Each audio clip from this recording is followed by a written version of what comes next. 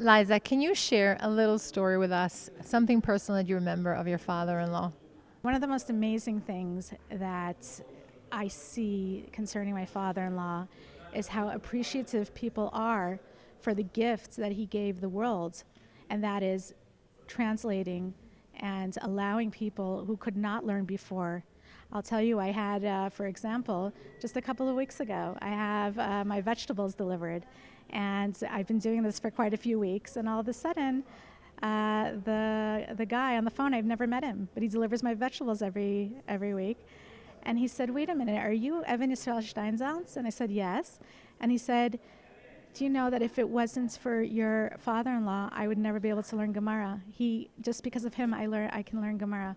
And I have those stories all the time. People come up and they're so thankful and they're so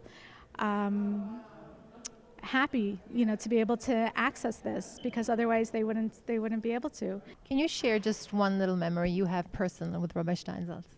Well, I have many memories with the Rav. I met him the first time 27 years ago when I was a student at Oxford University. But the memory that sticks out of my mind was when I was appointed ambassador to the United States, that small country on the other side of the ocean. He asked to see me, and of course, I was always honored to go see with him. I had a chance over 2 decades to sit with him a couple dozen times. And he asked me a question that I didn't know the answer to. He said, "You know why ambassadors keep their titles forever?" Because he said ministers don't keep their titles, but ambassadors keep their titles. And I said, "I have no idea." He says, "Because you are the representative of the sovereign, of the state. And once sovereignty is transferred, it is never fully removed."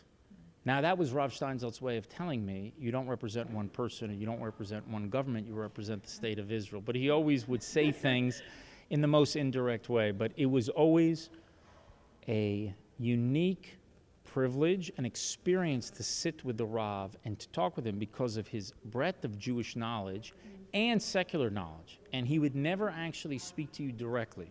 There were always hints. Yeah. And I think it was something of a game to figure out if you could understand what he was trying to tell you. And sometimes I did, and sometimes I didn't.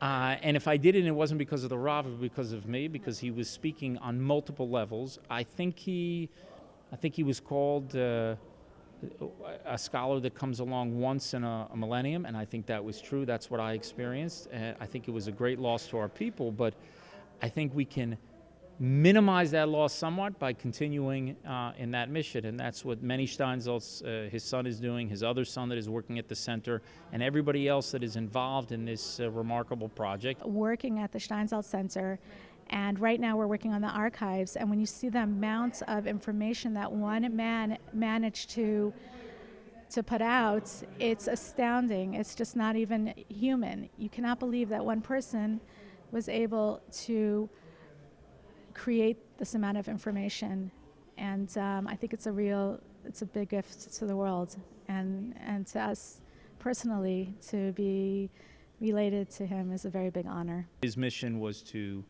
try to expand Jewish knowledge as much as possible, and he left a remarkable legacy in his life. And what the Steinsaltz Center is trying to do today is not only to release the translation of his commentary on the Mishnah and on the Rambam, but also to launch an app which will house all of Rav Steinsaltz's work, but I also think be a platform to spread Jewish knowledge around the world in the digital age, which is, Steinsaltz was always a person, and I was privileged to know him for almost 3 decades. It was a person that was always thinking about the future, of what he could do to continue to expand the frontiers of Jewish knowledge. And we're trying to continue that mission. He gave Jews and even non-Jews who wanted to learn the tools to be able to learn for themselves. So now the Steinsaltz Center is again on the forefront as we enter the digital age. And we are looking forward to new innovation and new ways to have people access Jewish education, Jewish learning, Jewish knowledge.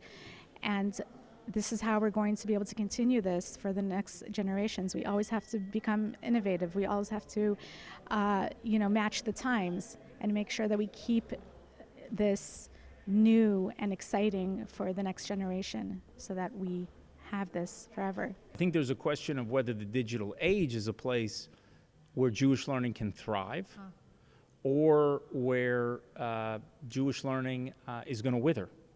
And I think that really depends on whether places like the Steinsaltz Center make this effort to make it accessible in a way that will be exciting for the next generation. Because whether we like it or not, the next generation is online. So we can choose to sort of avoid it and to be fearful of everything that is new. And I understand those people that have that feeling because they're worried that this will make it harder for them to preserve their values in this new age. But at the end of the day, Jews always embrace change. Rav Steinsaltz once told me that the Jews were the catalytic element of the world, meaning we're the force of change.